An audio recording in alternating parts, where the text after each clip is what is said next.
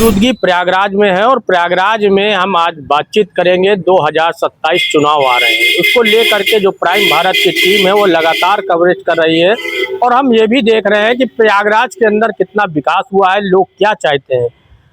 उत्तर प्रदेश सरकार के मुख्यमंत्री योगी आदित्यनाथ की वापसी होगी या फिर लोग परिवर्तन चाहते हैं, ये बड़ा सवाल है और इसी पर हम बातचीत करेंगे। हमारे साथ टेम्पो यूनियन के जो उत्तर प्रदेश के महासचिव हैं वो जुड़े हुए हैं, क्योंकि एक खास बात है कि 2027 चुनाव में अगर कोई पार्टी का टिकट नहीं मिलता है तो निर्दलीय चुनाव लड़ेंगे।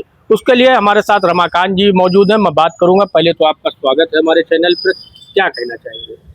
मैं रमाकांत रावत, उत्तर प्रदेश टेम्पो टैक्सी संघ का महासचिव और निवास इलाहाबाद होने के कारण इस शहर के टैक्सी चालकों की देखभाल भी इसी शहर से किया करता हूं। जहां तक आज की राजनीति की बातों की चर्चा की बात है तो जनता तो अपने आप को इसी वर्तमान सरकार में ही अपने आप को सुरक्षित मान रही है। और जहाँ तक विकास की बात है तो विकास तो इतना कभी नहीं हुआ जितना इस सरकार में हुआ। और रह गई बात सरकार नीतियों की, तो जितनी नीतियां सरकार की इस वक्त चल रही हैं, अगर गौर से देखा जाए तो वो पात्र अगर वो नीतियों को सरकारी तंत्रों के माध्यम से पा जाती हैं या जनप्रतिनिधियों के माध्यम से पा जाती हैं तो मैं समझता हूँ कि एक सरकार की जो नीतियां होती है सरकार चलाने के लिए बहुत ही काफ़ी है। इसके लिए मैं योगी सरकार जी को बधाई भी देता हूं। प्रयागराज एक बड़ा शहर है और आस्था का केंद्र भी है। ये भी माना जा रहा है कि यहाँ जो विकास कार्य हुए हैं वो बहुत अच्छे हुए हैं, लेकिन अभी एक सवाल खड़ा कर दिया है। जिस प्रकार से जल भराव हुआ है उसको लेकर लखनऊ प्रयागराज के जो जस्टिस हैं और जजों ने उसको लेकर एक व्यक्त किया है कि उन्होंने अधिकारियों को तलब कर लिया है कि जिस प्रकार से सड़कों पर जल भराव हुआ है उसको लेकर कहीं ना कहीं अधिकारियों के ऊपर सवाल भी खड़े हुए हैं। उसको लेकर क्या कहें? देखिए, ये बात सत्य है कि जो अभी प्रयागराज में वर्षा अनुपात के हिसाब से बहुत अधिक हुआ तो अस्त व्यस्त जीवन तो होना ही था। लेकिन जब भी किसी शहर का विकास होता है या उसके मार्गों का सुंदरीकरण किया जाता है तो बहुत लंबी दूरी तक की सोच लेकर के उस सड़क का निर्माण किया जाता है। शायद यही गलतियां प्रशासन से हुई हैं कि लंबी दूरी की सोच करके वो सड़कों को, नालियों को और नालों का निर्माण नहीं करा सके। ये बात सत्य है कि जैसे अभी आज के अखबार में है कि डिप्टी सीएम केशव प्रसाद मौर्य जी ने उन अफसरों की नकेल कसी जो लोग इसके जिम्मेदार थे, उन्होंने बहुत सही एक्शन लिया कि संबंधित विभाग का जो अधिकारी है वो जिम्मेदार होगा।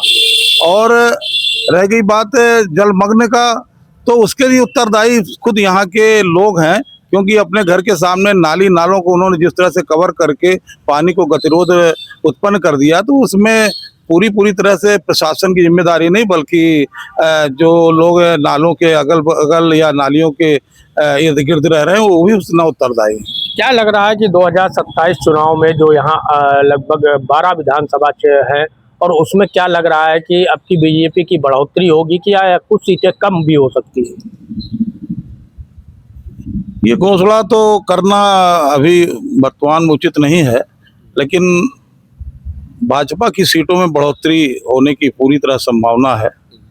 और आगे की रणनीति क्या होगी तो सरकार में बैठे लोग ही तय कर सकते हैं। अभी मुख्यमंत्री ने एक सौगात दी है कि प्रत्येक महिला को 50,000 रुपए की राशि दी जाएगी खाते में, जिसमें 20,000 रुपए की राशि पहले दी जाएगी और 10,000 रुपए की किस्तों में दी जाएगी।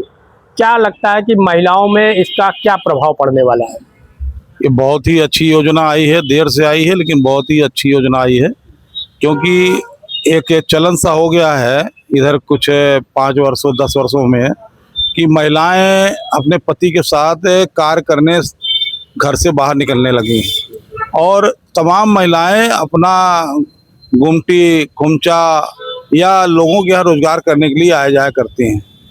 उन महिलाओं के लिए एक बहुत अच्छा साधन होगा ये 50,000 रुपया का सरकार द्वारा जो अनुदान है, क्योंकि इससे वो अपने घर में छोटे मोटे कार्यों को, जैसे कि अचार बनाना कोई भी छोटा एक ऐसा कार्य जो घर में उत्पाद हो सकता है, उस कार्य को कर लेने से ये होगा कि हम स्वावलंबी बनाने की जो सरकार की योजना है उसमें बहुत अच्छी तरह से वो फिट बैठती है। रक्षाबंधन का पर्व आ रहा है और एक बड़ी और घोषणा कर दी है। लगातार जो मुख्यमंत्री घोषणा पर घोषणा कर रहे हैं, उन्होंने कहा है कि अब की बार 3 से 4 दिन के लिए बस यात्रा कर दी, जबकि पहले 1 दिन का हुआ करता था। महिलाएं जाती थी, दूसरे दिन वापस आ जाती थी, उसी खत्म हो जाता था। अब किसे 3 से 4 दिन कर दिया है, उसको लेकर क्या कहें? नहीं, ये तो आज बहुत ही हर्ष का विषय है कि योगी महाराज ने जो महिलाओं को रक्षाबंधन के त्यौहार में आवागमन के लिए जो टिकट निःशुल्क किया है, वो तो पहले से भी इनके कार्यकाल में रहा, लेकिन इन्होंने सबसे बड़ी बात ये कर दिया है कि जैसे महिलाएं अकेले जाना अपने आप को असुरक्षित महसूस करती हैं, तो कोई ना कोई घर का युवक या कोई बुजुर्ग साथी, घर का प्राणी सदस्य या बच्चे, उनका सहारा लेकर के वो दूर तक की सफ़र किया करती हैं, और उनको भी इस किराया से मुक्ति दे दी है। इसके लिए बहुत बहुत बधाई सरकार को। अच्छा, क्या लगता है कि जिस प्रकार से मुख्यमंत्री ने खास ये नज़र जो है वो प्रयागराज में रखा और माफियाओं को भी मिट्टी मिलाने का काम किया है, कोई भी व्यक्ति अब गरीब आदमी की ज़मीन पर कब्जा नहीं कर सकता है, उसको लेकर क्या कहेंगे? क्या लगता है? नहीं, सभी सरकार की नीतियां होती हैं कि कोई भी वो माफिया जो है किसी गरीब का उत्पीड़न न कर पाए, लेकिन ये है कि सरकार के कार्यकाल में गरीबों का शोषण कम हुआ है, मैं इतना ही कहना चाहूँगा। टेम्पो स्टेशन के आप प्रयागराज के हैं, सचिव हैं, तो उस पर कुछ समस्याएं हैं, उनको लेकर के आप क्या कहेंगे? समस्या है और सरकार को बहुत ही जल्दी इस विषय पे अवगत कराया जाएगा कि उत्तर प्रदेश सरकार को मैं देख रहा हूँ कि चाहे वो सफाई कर्मचारी हों, चाहे वो रसोइयाँ हों या स्कूलों, जो भी समूह हैं, तमाम समूह ऐसे जो कार्य कर रही हैं, जैसे पीआरडी है, होमगार्ड्स हैं, तमाम लोगों को कैशलेस इलाज की व्यवस्था सरकार कर रही है। 5 लाख तक रुपए की सामूहिक उनको इलाज की सुविधा दे रही है। लेकिन लाखों की संख्या में उत्तर प्रदेश में टेम्पो टैक्सी चालक हैं, लेकिन यह सरकार का ध्यान आकर्षित नहीं हो रहा है कि ये गरीब तबके में आते हैं, रोज़मर्रा की कमाई से अपना जीवन चलाते हैं। ऐसे लोगों को भी कैशलेस व्यवस्था से जोड़ी जाए, और इसकी बात को संज्ञान लेने के लिए मैं उत्तर प्रदेश टेम्पो टैक्सी संघ की तरफ से मुख्यमंत्री जी को अवगत कराना अवश्य चाहूँगा। ये हमारे साथ थे रमाकांत जी, जिन्होंने पूरी तरह से अपनी बात को रखा है कि प्रयागराज में पहले में अब में कितना अंतर है, और जो भी योजनाएं चल रही हैं वो मुख्यमंत्री के द्वारा जो चलाई जा रही है उससे कितना लाभ लोगों को मिलने वाला है। हमारे साथ बसंत लाल जी हैं, जो कि वरिष्ठ समाज सेवी भी हैं और काफ़ी तजुर्बा भी रहा है। देखा जाए तो इन्होंने सपा शासन भी देखा, कांग्रेस शासन भी देखा, और अब मौजूदा भाजपा भी शासन देखा है और बीएसपी का भी शासन देखा। तो हम इनसे बात करेंगे कि पहले में 2017 के पहले जब भाजपा नहीं थी और अब में कितना बदलाव है। बहुत बदलाव है पहले इसके अपेक्षा।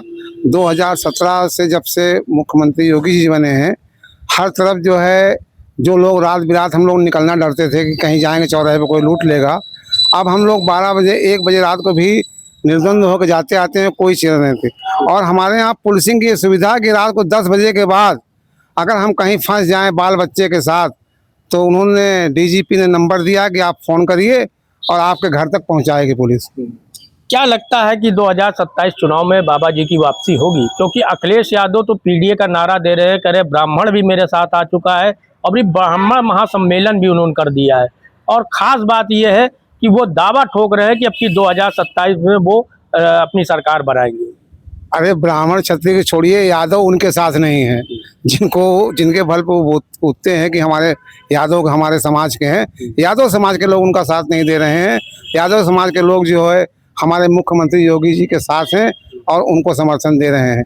आप जहाँ भी जाइए, किसी भी महिला से पूछिए, मुस्लिम से, और आज जो इतनी सुविधाएं सरकार ने दी हैं उसका 70% सुविधा मुसलमानों को मिली है, जबकि सपा सरकार में मुसलमानों को 10% भी नहीं मिला करती थी।